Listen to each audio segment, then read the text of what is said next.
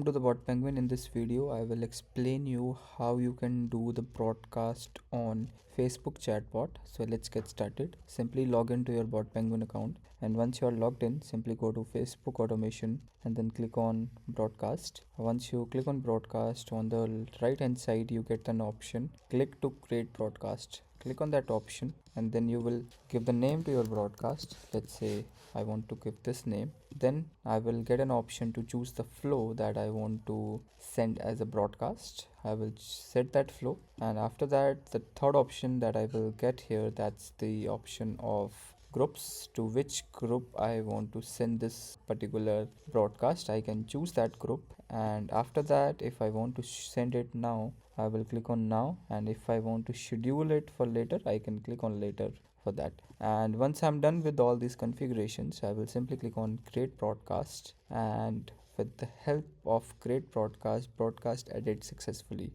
Over this page you will be able to see the number of contacts, sent and failed messages, and the date. So this is how you can do the broadcast on your Facebook chatbot. In case if you have any queries regarding the same, please do let us know, and you can reach us at support@botpenguin.com. We will surely help you with your queries. Thank you so much for watching video. Bye.